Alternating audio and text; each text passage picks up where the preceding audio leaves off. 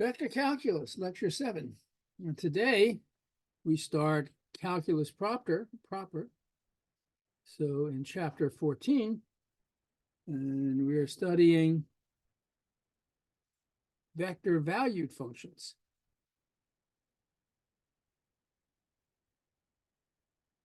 Whereas in Calc 1 and 2, we studied scalar valued or numerical functions.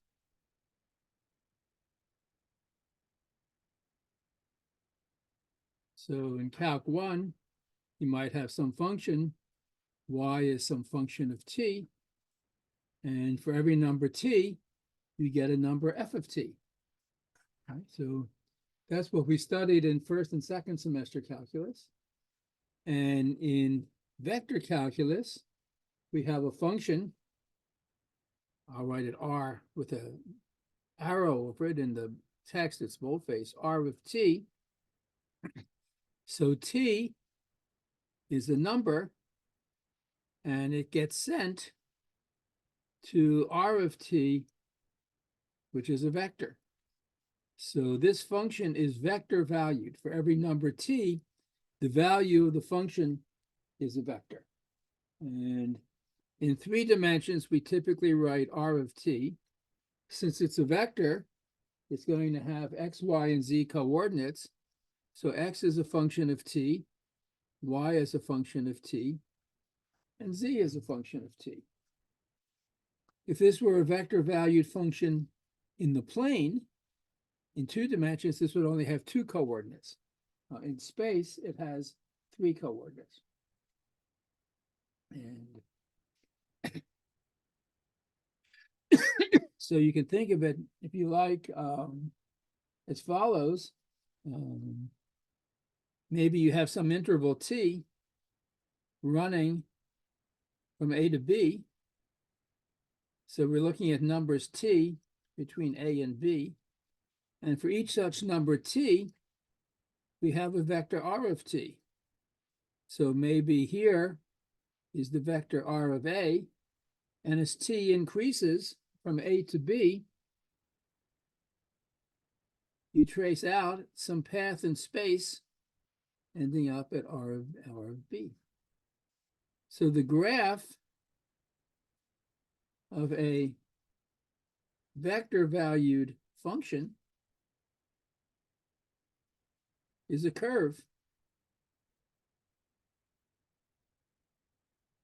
in 2 or 3 dimensional space, depending on what space you're mapping into. So it's just a curve. So it's kind of easy to visualize it, right?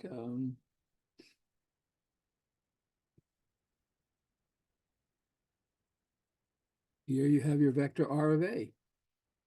Here's the vector r of t, just so I can draw it better. Suppose it ends up back here. R of B. There's r of B.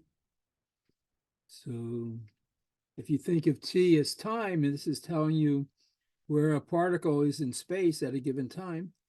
At time A, it's here, and as time increases, you're moving along the curve. And at time B, you end up over here. So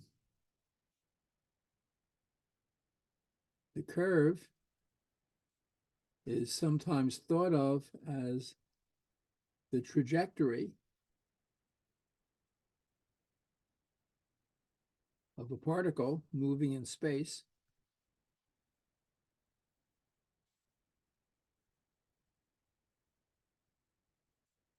As a function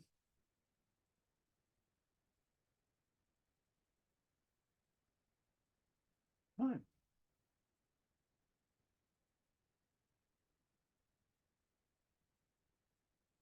So that's what it is.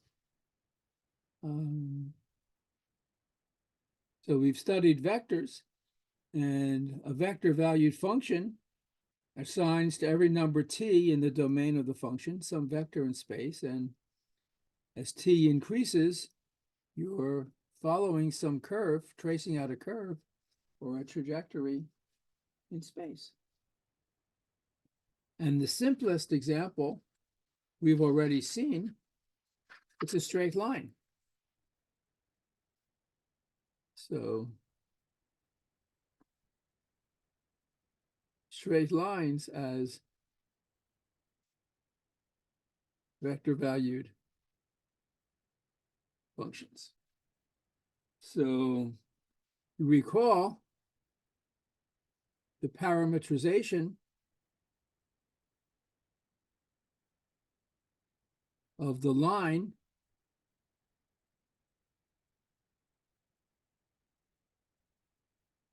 passing through the point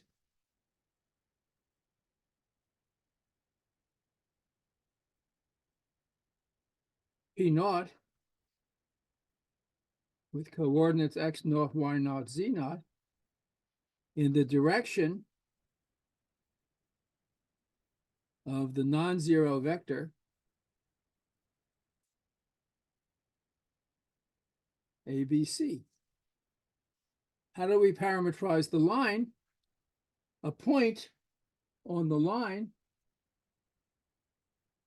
at time t has coordinates x naught plus at, y naught plus bt, z naught plus ct. That's how you parameterize a line passing through a point and going in a particular direction. So remember we said that every vector value function has a first coordinate x of t, second coordinate y of t, third coordinate z of t. So in this case, x of t is x naught plus at, y of t equals y naught plus bt, z of t equals z naught plus ct. Just a line. So for example,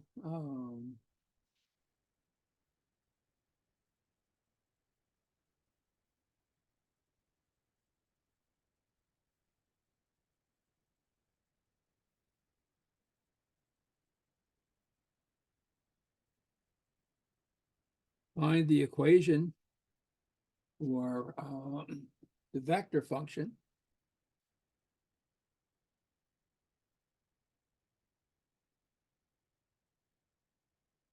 for the line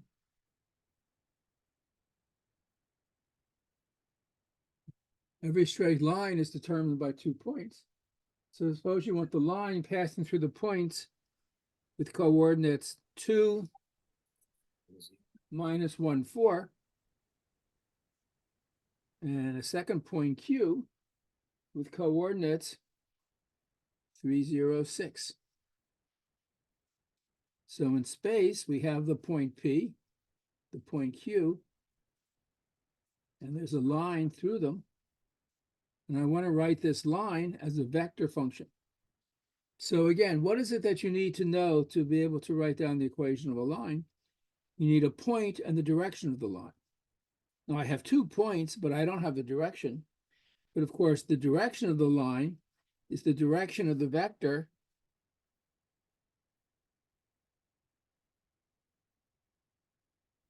I could say the vector from P to Q.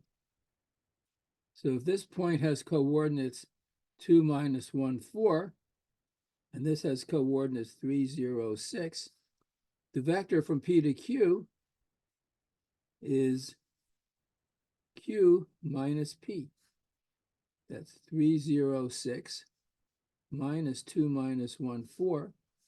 So that has coordinates 1, 1, 2.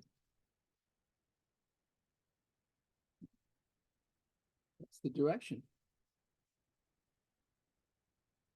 So what's the equation of the line? So this is my ABC. A equals 1, B equals 1, C equals 2. And I can use either one of these points as the starting point of the line. Suppose I take Q. So suppose I take my x naught, y naught, z naught to be 3, 0, 6. Then the equation of the line r of t is x naught plus a, which is 2t, y naught, which is 0, plus, a is 1, 3 plus t, 0 plus b times t, that's t, and z naught, that's 6, plus ct, 2t. That is 3 plus t, 6 plus 2t. And you can check that r at time 0 is 306, which is q. And if you were curious, r at time t equal -1, if I put in t equal -1, I get 2 minus 1, 4, which is p. Professor? Yeah, is a question? Yes, sir. So, first of all, the 24 hours from yesterday is just not enough time for me to understand this. So, the weekend would have been nice, but make do. So, anyways, you see these 3 points of what I'm getting confused as is like is vectors only how do I say like can vectors curve? Is that possible, or are they only straight lines? Well, first of all, a vector is a point in space. So, and you can picture a vector if you like. So here's space, and here's some point P in space, coordinates X, Y, Z. You can picture that if you want as the vector from the origin to the point. So a vector is just, if you like, the arrow from the origin to a fixed point. It's a straight line, it's not a curve. But a vector is just a point in space. The reason I asked, because some of the points are I see you have like 3 different functions for each point. If you go back 3t plus, I forgot the yeah. So That's what's confusing because you have like 3 right there, a point in 3t. space has 3 coordinates. So it has an X, a Y, and the Z coordinate. Any point in space has 3 coordinates. And if you have a function, a vector valued function, that means your point is a function of t. So x of t, y of t, z of t, these are functions of t, and as t varies, your vector is varying, right? You're tracing out some curve. So Yeah, that's okay. So that was the okay. You answered the question. Perfect. Thank you. yeah. All right. Continue. I mean, the idea is you can think of it sort of like physically as you have some particle in space, in 3-dimensional space or in 2-dimensional space, and as time increases, as time passes, the particle is moving. Is that a And bird? the function tells you where it is at any given instant of time. Sorry. Right? As far as having 2 classes in a row, that's the CUNY schedule. No one, no faculty member has anything to do with that. In any I case, know, I know, I know, I know. yesterday's lecture and today's lecture have nothing in common. It's like Yeah, that's yesterday why was I'm like, cylindrical and spherical coordinates, and we're not going to come back to that for a long time. it's like, confuses the mind. I don't know. Yeah, well, I know it's a problem, but yeah. On the other hand, there was a week between each of the last 2 classes, and Yeah, I know, I I know, always I know. encourage everyone's encouraged to like read ahead a little bit and Yeah, see what's going next on. time, I guess. Okay, now, so you think of a vector valued function is a curve in space. You have this function r of t, And if you're looking at the curve, say, between A and B,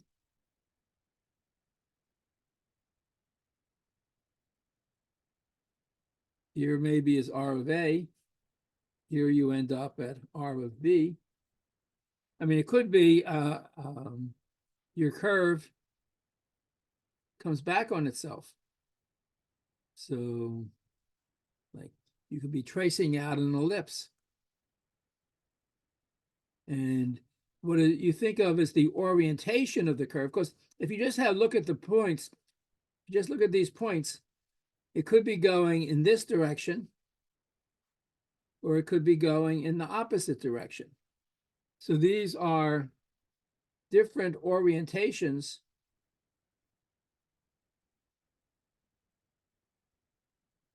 of the closed curve.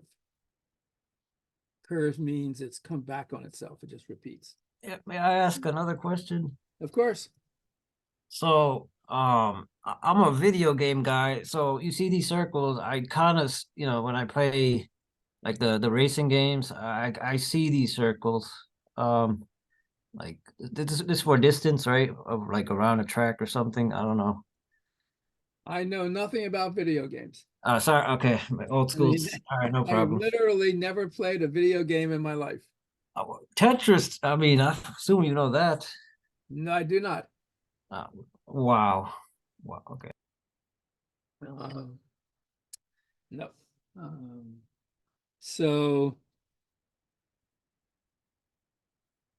So if you have these two closed curves, you could think of it being oriented going, this is counterclockwise. No, sorry, this is clockwise. This is counterclockwise. And which one do you want to consider? So one orientation is positive and one orientation is negative. And it depends on the parametrization. So the orientation of the closed curve depends on your function, your vector valued function R of t. So if R of t is going in this direction as t increases, this is the positive orientation. And the opposite orientation would be called the negative orientation. So if you look at the book on the second page of chapter 14, 14.1, where it talks about orientation, it says that the orientation of the curve, the positive orientation is the direction in which the curve changes as t increases. So as t increases, if you're moving around the curve in this direction, that's the positive orientation. And we'll see shortly, whenever you have a curve, at any point, remember, just the way in calculus, if you had a function, at any point on the curve, you had a tangent line. So this is calc 1, right? The tangent line, we have a function y equals f of x. At any point on the curve where the function had a derivative, there was a tangent line. Similarly, on a curve, this is the curve given by R of t. At every point, you're going to have a tangent vector. But they're actually, if it's a vector, so it has a direction. So it could be a vector like that, or it could be the vector like this. And what you take as the tangent vector is the vector. So it wouldn't be this one, it would be this one because it's pointing in the direction of the positive orientation of the curve. So, May I ask another question? yeah. The tangent line is like the top speed or something, like the Nope. straightest it can be. No, in Calc 1, right? And in first semester calculus, you have a curve, the tangent line, and you have a point on the curve, x, let's say a, f of a. That's some point on the curve.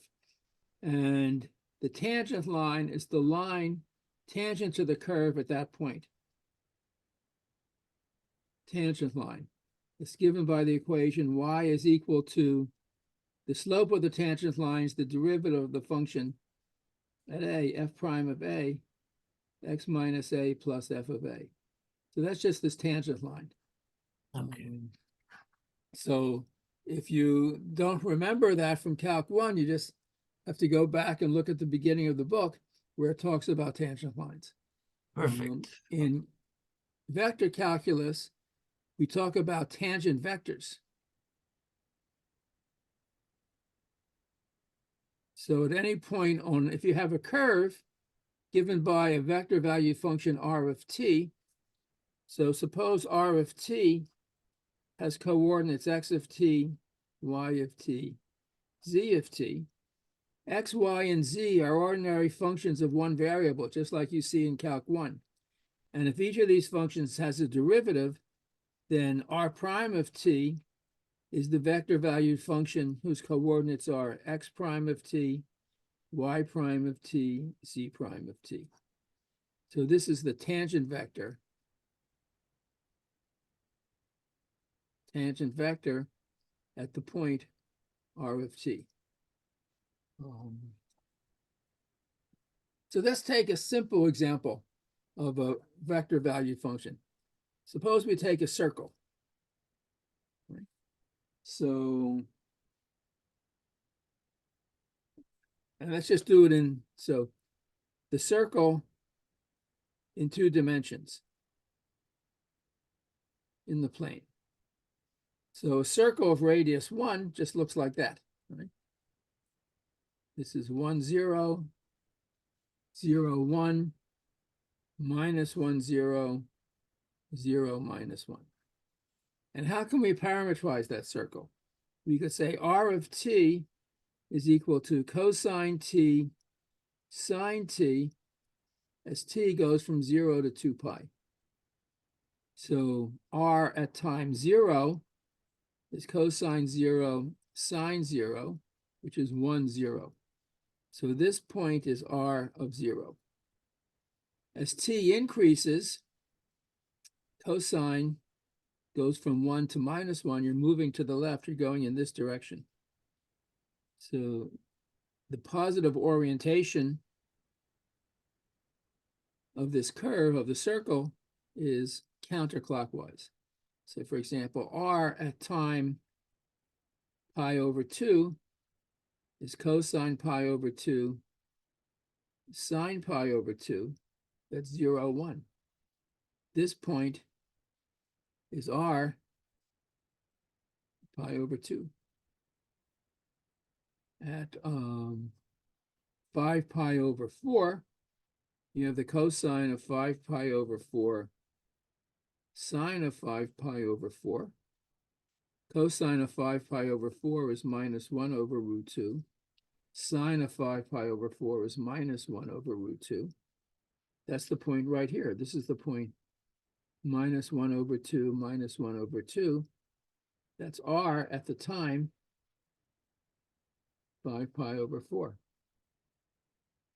So the circle is parametrized by this vector valued function. If you take this vector valued function, r of t equal cosine t sine t, as t goes from 0 to 2 pi, you're moving around the circle in the counterclockwise direction.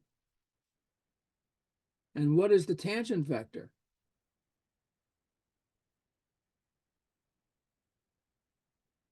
R prime of t, you differentiate the cosine, you get minus the sine. You differentiate the sine, you get the cosine. So that's the tangent vector at every point. For example, r prime of 0 is minus sine 0 cosine 0. That's 0, 1. Right? So at this point, the tangent vector is going straight up. And as you go around the circle, you get these tangent vectors at every point, pointing in the direction that the curve is moving in. So this whole lesson today is just to look at examples of vector valued functions. Because we're going to spend at least half the semester studying them.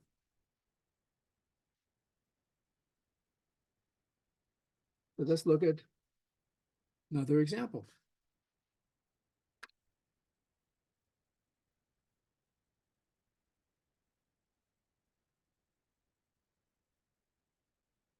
Suppose we have, so I'm trying to follow the book so it's easier for you to study. Example 2 is a spiral curve. It's given by R of t equals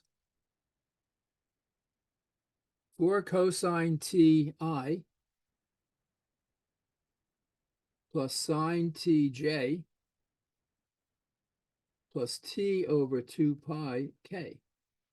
So here I'm writing the vector in terms of the basic vectors I, j, and k, or if you want to write it as a vector with the x, y, and z coordinates, the first coordinate is 4 cosine t, the second coordinate is sine t, the third coordinate is 2 pi. And let's draw this curve for, in two cases, t going from 0 to 2 pi, and t going from minus infinity to plus infinity. So look at the first case. T between 0 and 2 pi. So if you just look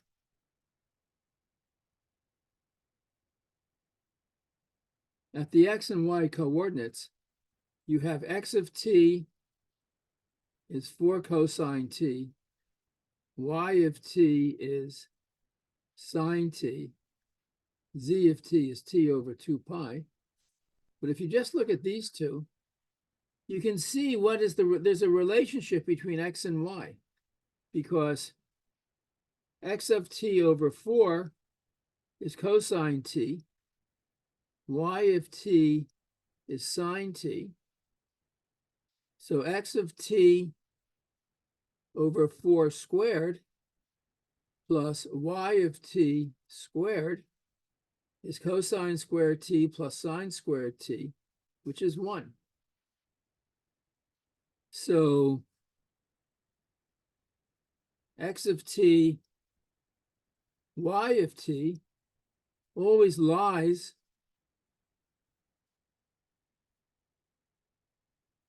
on the curve x over 4 squared plus y squared equals 1. What is this? This is an ellipse. This is the ellipse that looks like this. Goes from minus 2 to 2 horizontally, minus 1 to 1 vertically. Right? When t is 0, sorry, minus 4. It's this elongated ellipse. When t is 0, you're at the point 4, 0. When t is pi over 2, you're at the point 0, 1. So as t increases, if you just look at the x, y components of this curve, it's moving around this ellipse. So if you were to take this curve and project it into the xy plane, it's moving around this ellipse. But of course, it's not just moving around the ellipse, because there's also a z coordinate. As t goes from, so z, or z as a function of t, is t over 2 pi. So as t goes from 0 to 2 pi, z goes from 0 to 1. So if you actually want to see what the graph of this curve looks like, when t is 0, you're at the point 4, 0, 0. And as t increases, you're moving above this ellipse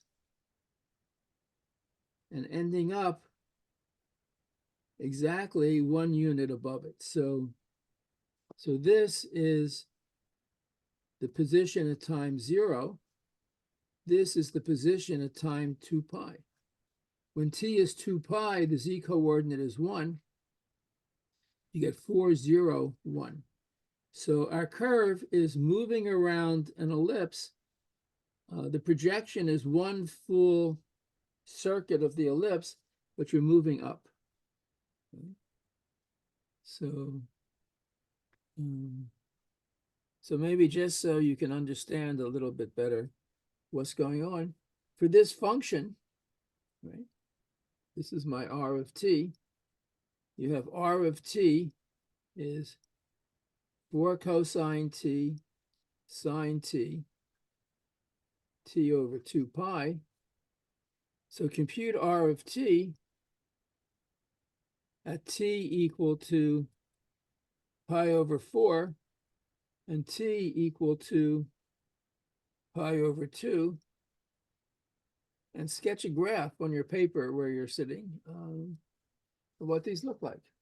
Right? So this is the function, 4 cosine t sine t, t over 2 pi. As t goes from 0 to pi, you go around the ellipse once, but as you go around, you're moving up as well. So you end up right above the place where you started, but 1 unit higher.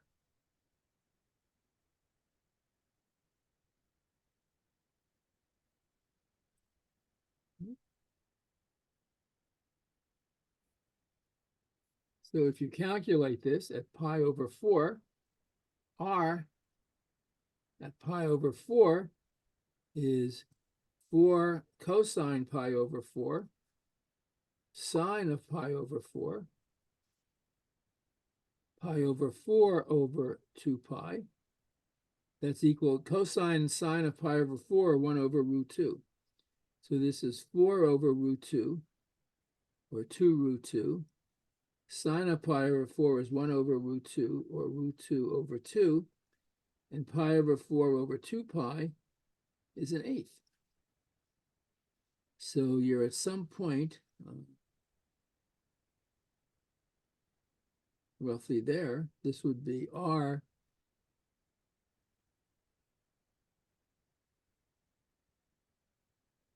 pi over 4, which is 2 root 2, root 2 over 2, and you moved up an eighth. And at pi over 2,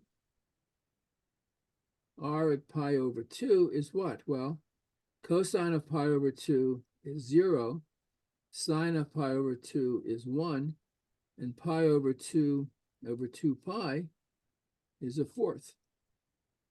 So at pi over 2, you're at some point above 0, 1 on the x-axis, and up a fourth. Z coordinate is a fourth. That's r of pi over 2.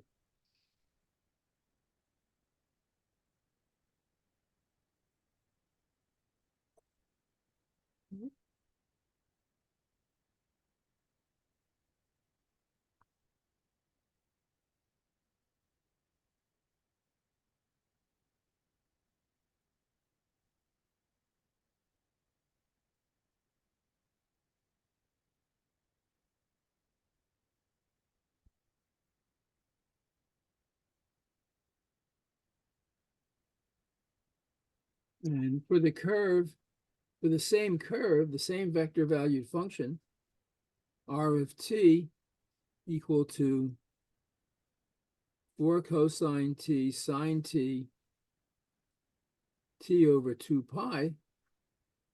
Suppose you let t go from minus infinity to plus infinity. So if you go from 0 to pi, you go around once and you end up above where you started. If you keep going, you go around again, you end up another one above where you started. And as t increases, you're tracing out this spiral to infinity. And as you go to minus infinity, you're going down.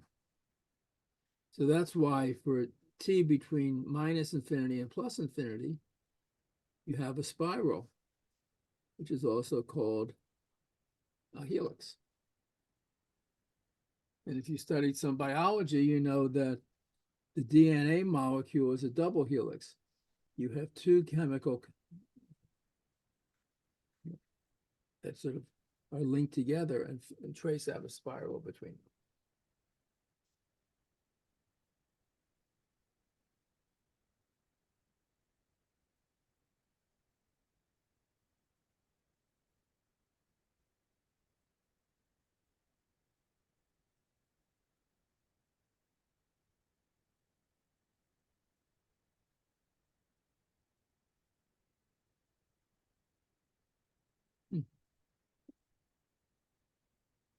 Right.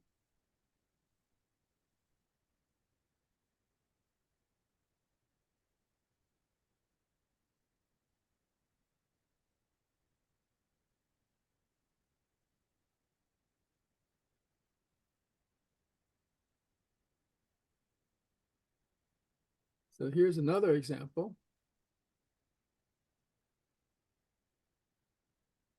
They call this a roller coaster curve.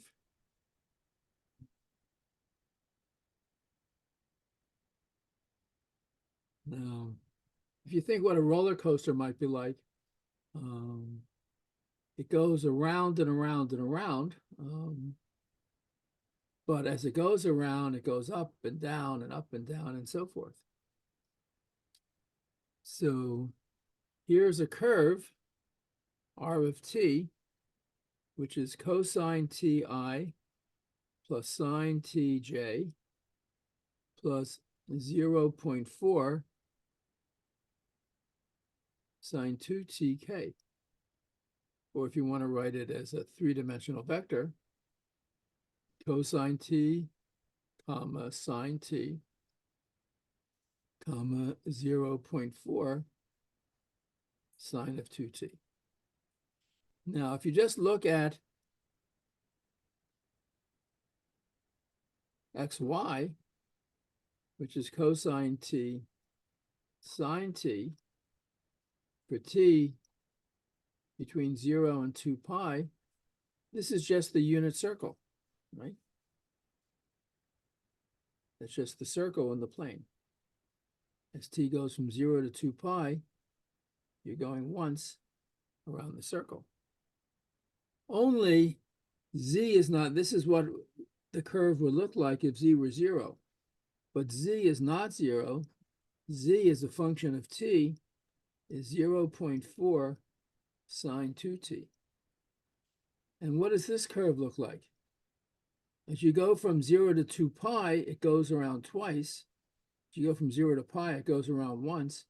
And it goes up and down by an amount 0.4. So it's very hard for me to graph this by hand. You can imagine in three-dimensional space, if you took the cylinder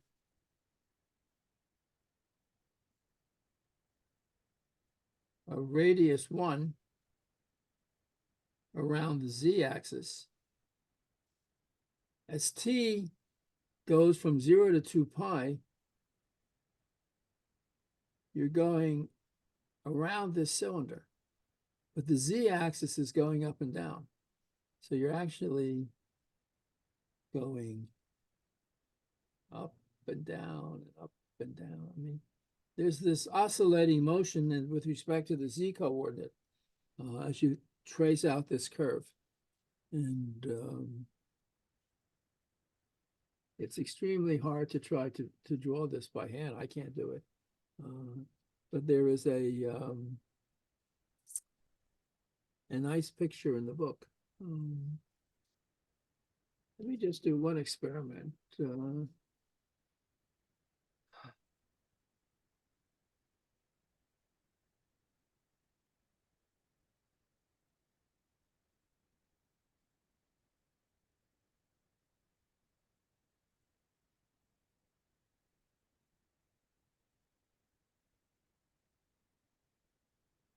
I'm curious to see whether Maple will graph any of this.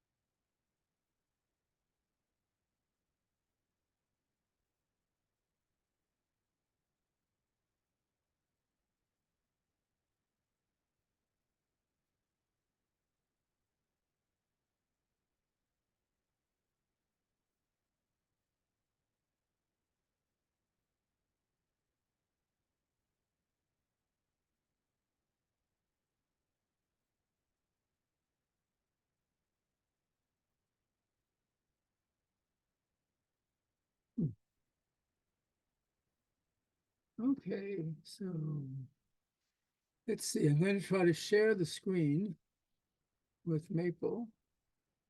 So of course, if you don't know Maple, that's fine. And if you happen to have had Math 155 or 156 with Maple, you're very lucky. So here,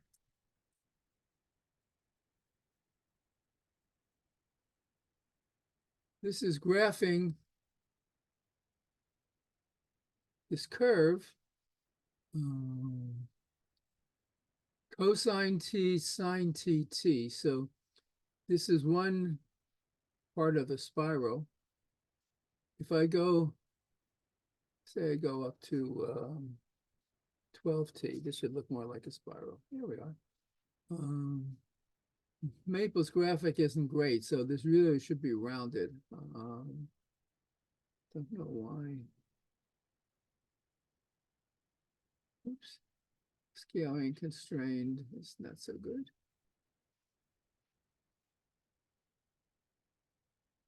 Oops.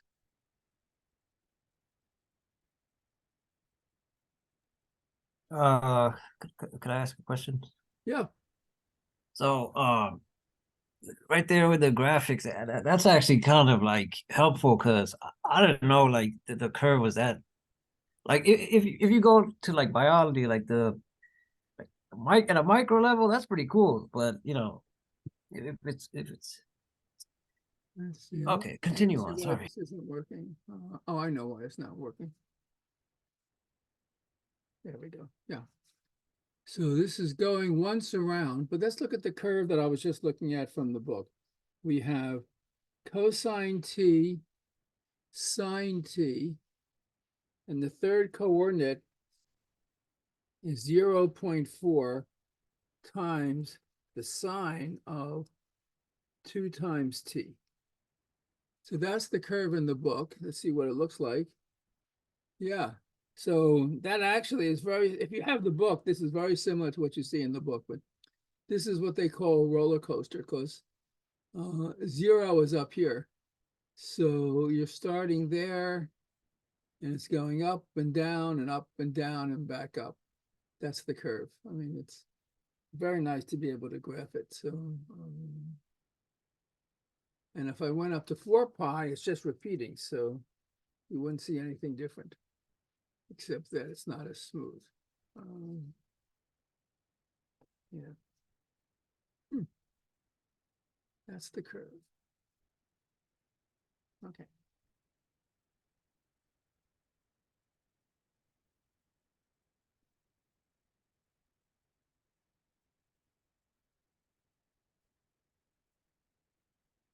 Here's another curve which they don't even try to sketch in the book.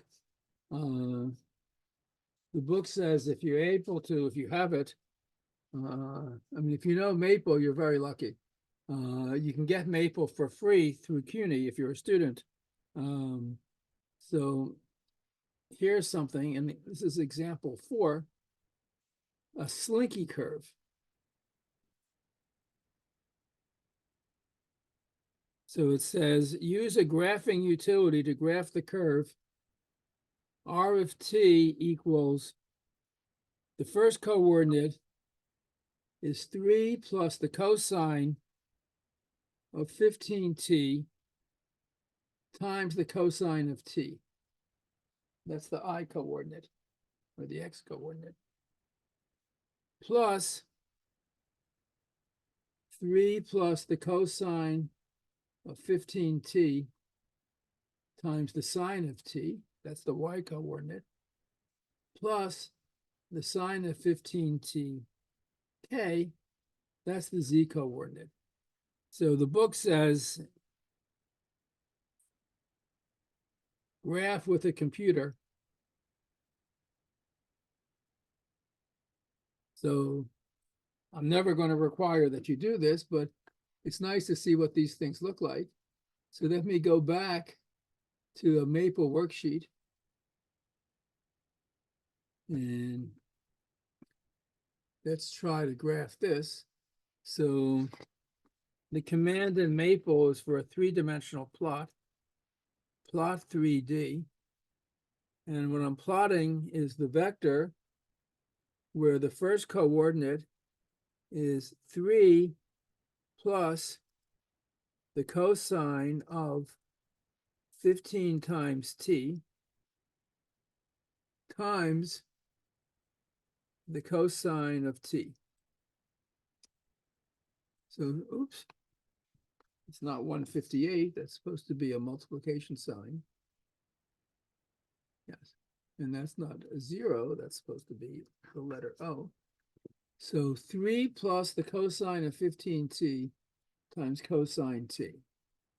And the Y coordinate is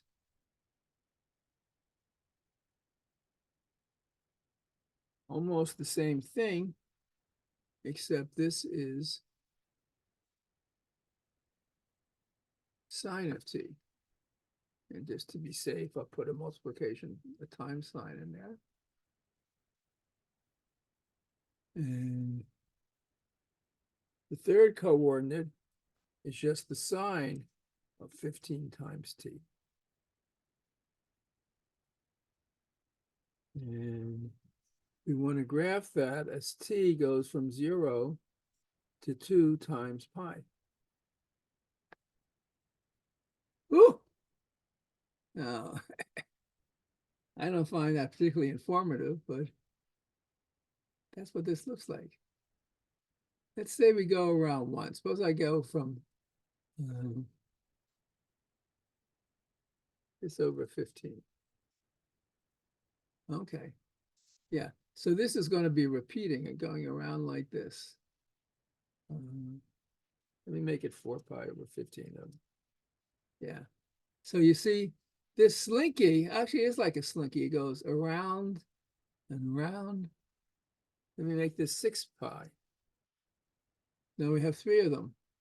1, 2, 3. I mean, you can turn around and look at this from different directions. Like, Can I ask a roller coaster question? go ahead. So, in programs, like imagine you have 3 loops in a roller coaster, like if you go to Six Flags, let's say you go to Kingda Ka 3 times, and then how do you know to tell the program to, hey, stop? That's enough, I guess.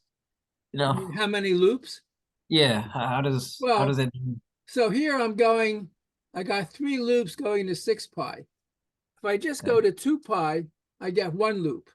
Yes. And for Okay. every additional, like, because this has, remember, the sine function has period 2 pi. The sine of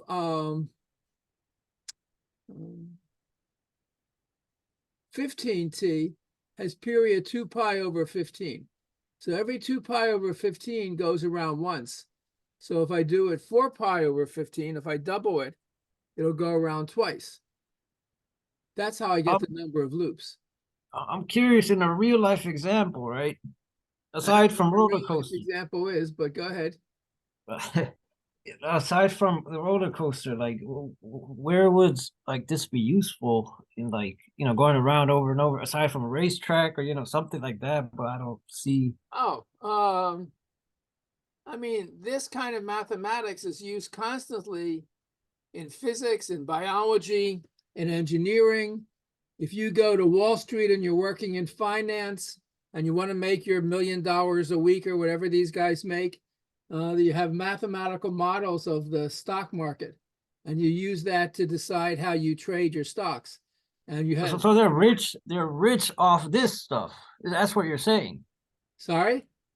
They're rich off these graphs. No, what I'm saying is that in mathematical models in economics, you use this kind of mathematics is one of the sorts of mathematics that's used.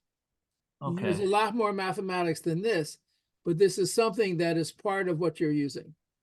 But if you go in a year, right, that's just a round and round and round. Like you could easily do No, like no, 10 years, well, 20 years, yeah, that's we're 20 not loops. talking, yeah. I mean, over some period of time, if you're looking at chemistry or in physics, you're looking over a couple of seconds for a Yeah. reaction to take Yeah. place. I mean, um,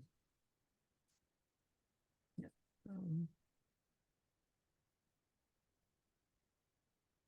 okay. So that's just a little bit of what the graphs of vector valued functions look like, or what their curves look like. And in calculus, just as you in calculus of vector valued functions, just the way you did calculus for functions in Calc 1 and 2, you have to deal with limits and continuity. So what is the limit of a vector valued function? So we say that the vector valued function R approaches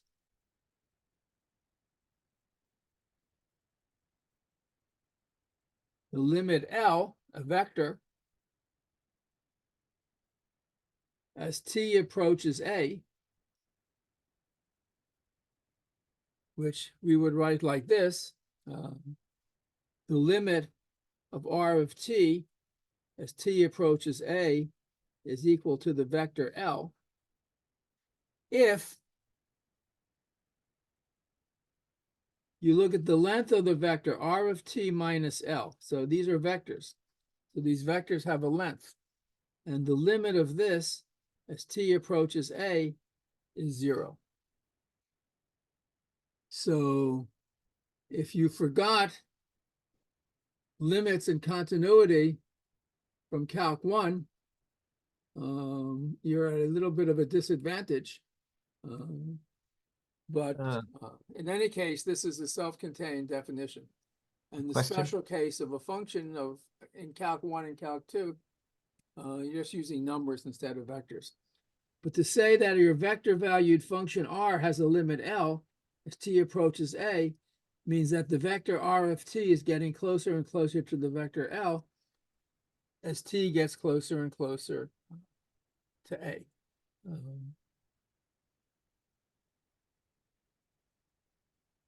And Um, yeah, go ahead. like this could be like using like horse racing or something like as No, you. no, no. I mean, do yourself a favor. It has nothing to do with horse racing, and forget about these kinds of applications altogether. Just That's this is cool though. Come mathematics. on. What? It's cool. I'm having fun, man. Okay, that's fine, but I don't know if it'll help you. But if it does, fine. It's just sort of irrelevant to. Nah, I If guess you I can see the con- world if you differently, can but convince someone that someone this else, is yeah, relevant to yeah. horse racing, um, they'll probably lose a lot of money if they bet, but anyway, that's not my That's problem. good for me. I get the right horse. Okay, so suppose L, the vector L has coordinates L1, L2, L3, and your vector valued function R of t, it has coordinate functions x, y, z, or I could call it f of t, g of t, h of t. And we would say that the limit of R of t as t approaches A is equal to L if the first coordinate f of t has a limit as t approaches A of L1, the second coordinate g of t has a limit as t approaches A of L2, and the third coordinate h of t has a limit as t approaches A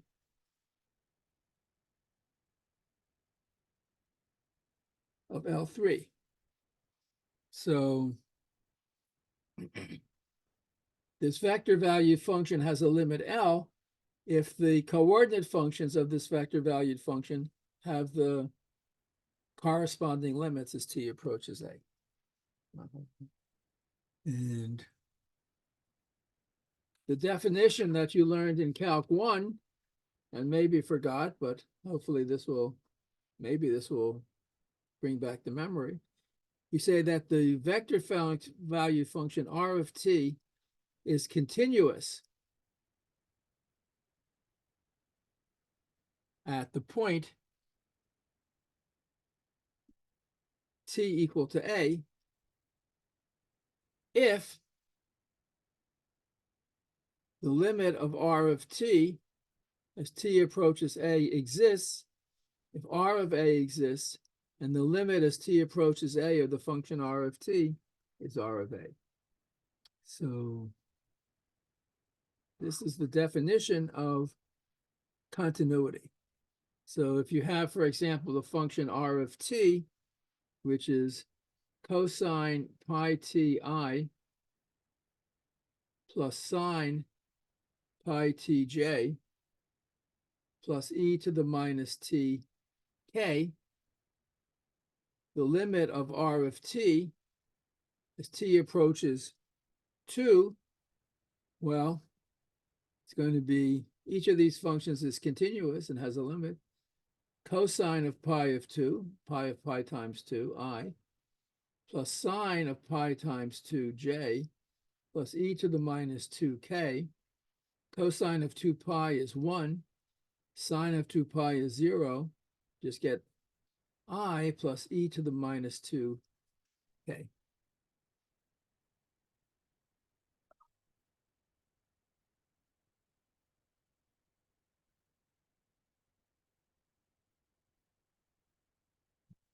And in fact, this function is continuous everywhere.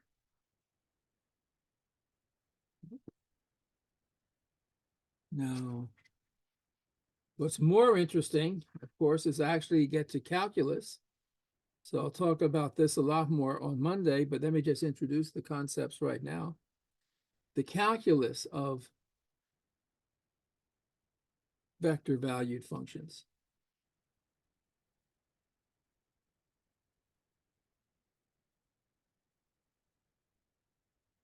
So suppose we have R of t. I'll use ijk notation, right? F of t I plus g of t j plus h of t k. Let me remind you, if this is the usual x, y, z coordinate system, a unit vector in the x direction, 1, 0, 0, that's the vector I. The unit vector in the y direction, 0, 1, 0, that's the vector j. And the unit vector in the z direction, 0, 0, 1, is the unit vector k. So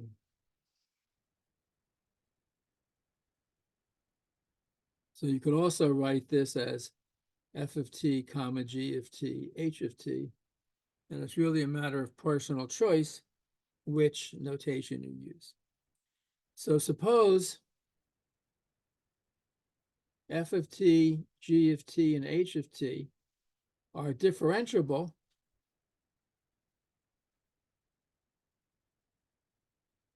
for t on the open interval from a to b, the derivative we define. The derivative dr of t dt, the different notations you can use, or r prime of t dt. Formally, this is the limit, just like in calculus, as delta t goes to 0, of r of t plus delta t minus r of t divided by delta t. So this is the official only definition of the derivative of a function. It's the same definition in calculus for a function of single variable and in vector calculus for a vector valued function of a real variable. Right? You can draw a kind of a picture of what this looks like. So suppose this is your curve, r of t. And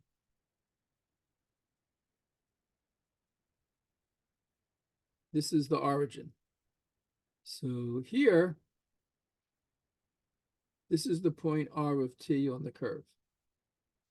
And let's say delta of t is positive.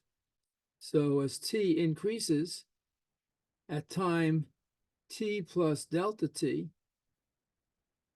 this is where you are on the curve. So this is r of t. This is r of t plus delta t. And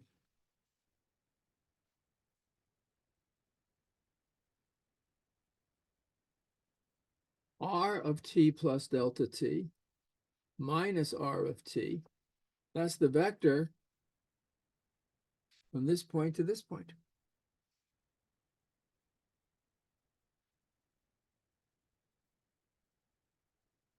And if you take this and divide by delta t, you think of delta t as small, but not 0. So you're dividing this vector by a scalar. So this is a vector pointing in the same direction. Just the length has changed. And so we often write this numerator as delta r of t over delta of t.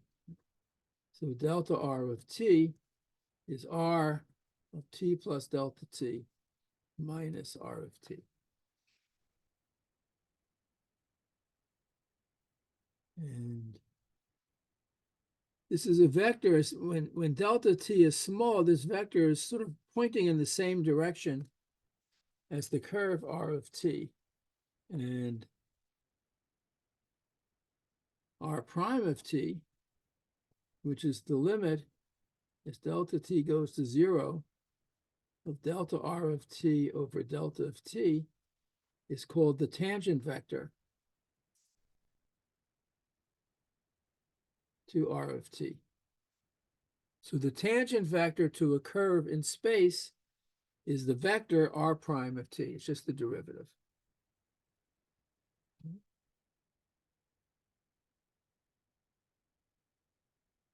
You can think of this as a kind of rate of change of the particle that's moving according to this vector value function r of t. Now you can also express this in terms of the coordinates of r of t. So suppose r of t is f of t I plus g of t j plus h of t k. So what is r of t plus delta t minus r of t? That's f of t plus delta t I plus g of t plus delta t j plus h of t plus delta t k. That's r. This is r of t plus delta t minus r of t. So I'm subtracting off f of t I plus g of t j plus h of t k.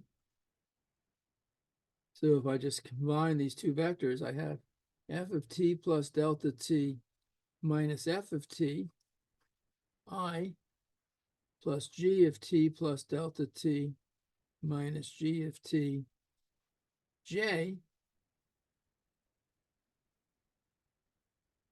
plus h of t plus delta t minus h of t k. This is r of t plus delta t minus r of t. And if I divide by this non-zero number delta t, I get this. And if I take the limit as delta t goes to 0,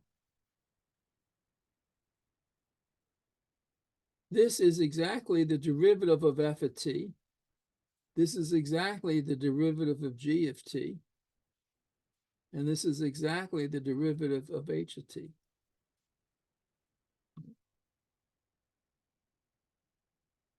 So we get this very nice formula that the derivative of this vector valued function is this vector valued function f of t I, g prime of t j, h prime of t k. So this is the alternative and most often used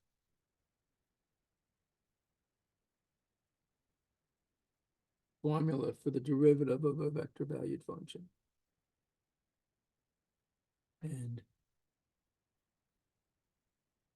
if this vector is non-zero, if the derivative is not the zero vector, then r prime of t is called the tangent vector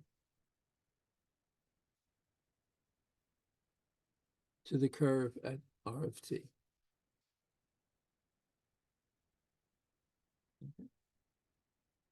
So the examples are really just exercises from the very beginning of Calc 1. Suppose we have the function r of t, which is t cubed 3t squared t cubed over 6. Then the tangent vector is what you get by differentiating the x, y, z components separately. The derivative of t cubed is 3t squared. The derivative of 3t squared is 6t. The derivative of t cubed over 6 is 3t squared over 6, which is t squared over 2.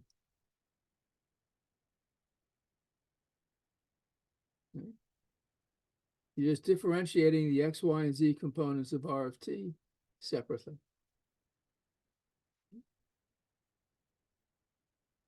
Any questions? Suppose we have the function r of t equal to e to the minus ti plus 10 root t j plus 2 cosine of 3tk. Then the tangent vector is what you get by differentiating, again, the coordinate function separately. The derivative of e to the minus t is minus e to the minus t.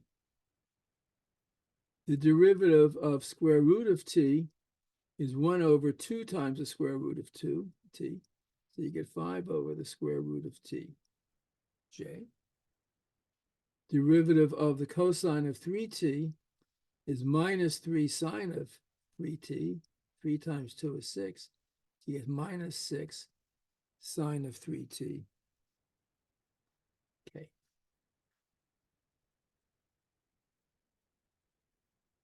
So that's the first, sorry. This is the first example. This is the second example.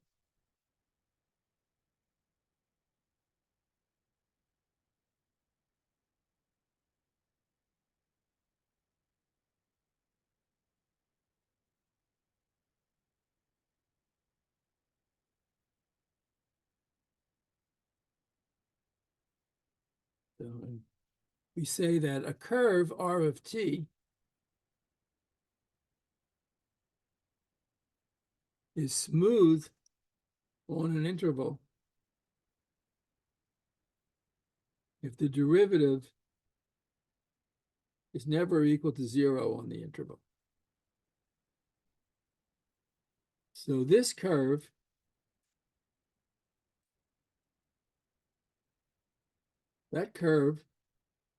has this derivative. The only time this is 0 is when t equals 0. So this curve is smooth on any interval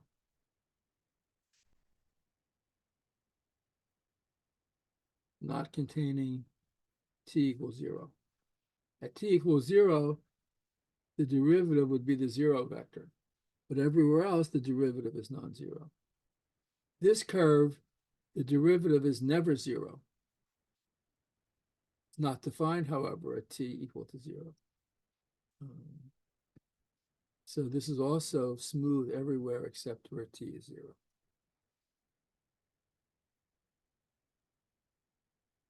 Remember, a unit vector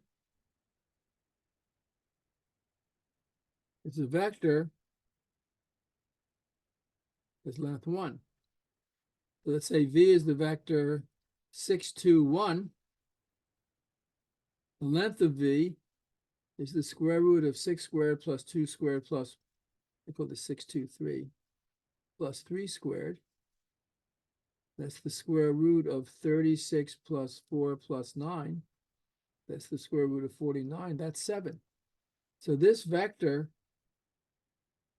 has length 7, not a unit vector. But if I let w be the vector I get by dividing the vector v by its length, which in this case would be 1/7, 6, 2, 3. So w is the vector 6 over 7, 2 over 7, 3 over 7. This is a unit vector. Again, you have to remember, if v has coordinates x, y, and z, the length of v is the square root of x squared plus y squared plus z squared. So for this vector, the length of w is the square root of 6 over 7 squared plus 2 over 7 squared plus 3 over 7 squared. That's the square root of 36 over 49 plus 4 over 49 plus 9 over 49. That's the square root of 49 over 49, which is the square root of 1, which is 1. So dividing a vector by its length always gives you a unit vector. And it's sometimes useful for a curve to have a unit tangent vector.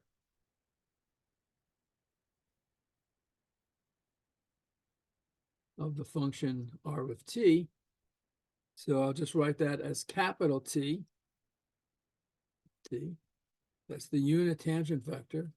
It's the vector r prime of t divided by its length.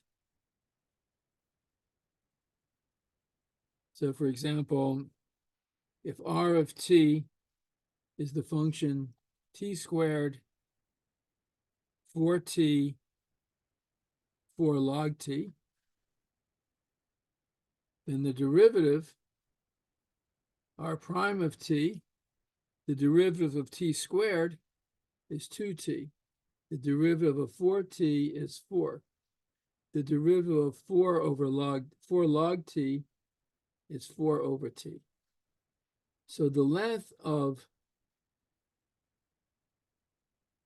this tangent vector is the square root of the sum of the squares of these coordinates.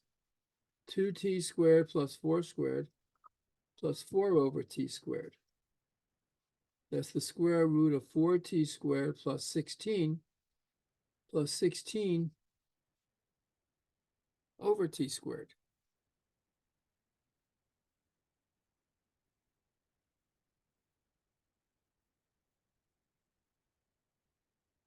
If I factor out a 4 and take the square root, that's 2 times the square root of t squared plus 4 over t squared.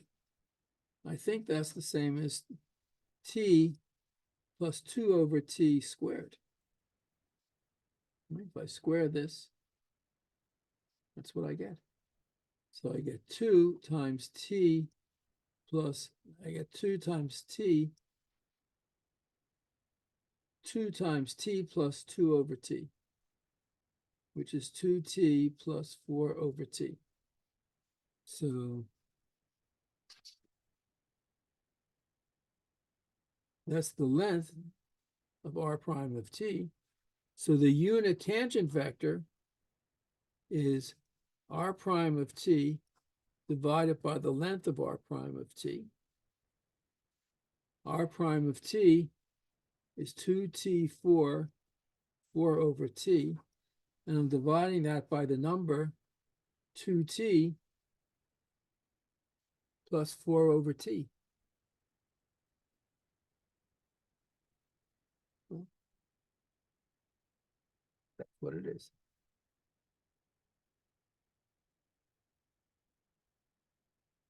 And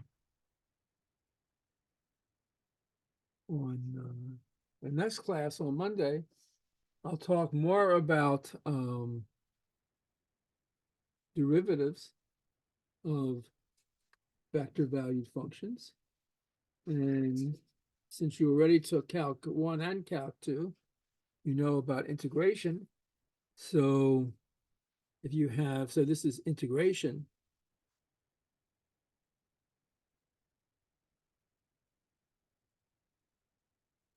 Of a vector valued function.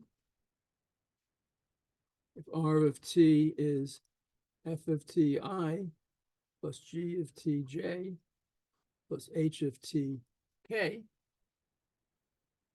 then the definite integral, the integral from a to b of r of t dt, you just integrate each function, each coordinate function separately.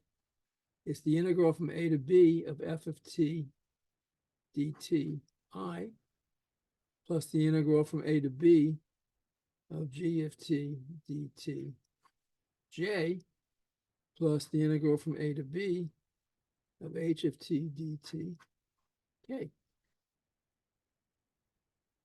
And the indefinite integral will be defined in the same way, but I don't want to get too far ahead, but this is what we'll be talking about next week a lot.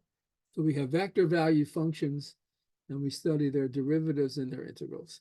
That's a lot of vector calculus. Okay. Again, I remind you, if you have questions, I have at least 3 Zoom problem sessions every week. There's one tonight at 7 o'clock. There's one tomorrow afternoon at 4:30. And I encourage you to log in and ask questions about anything in vector calculus that you need to know a little bit more about. So, Professor. Yeah, go ahead. Yeah, so I'm going to be asking you tonight about questions from 13.2 and 1, if you don't mind. You can ask about anything for the whole semester. Huh? Anything from the whole semester is fine. Oh, okay. Yeah, today's, it's a Thursday schedule. I mean, it's what's today? Tuesday? Right. Tuesday, right? Well, today's a Monday schedule, so it's Monday technically. So I'll see you. I'm still going to be online tonight. No, I mean, I don't have class, so I can come. Okay, good. Guess I'll see you later then. Take care, Professor. Okay, very good. Professor, I had a question. Go ahead. When will our grades for the homework be When are you gonna grade the homeworks? Oh, this weekend. I'll catch up Okay. on everything. Weekend starts tomorrow night, but yeah, this weekend. Okay, thank you.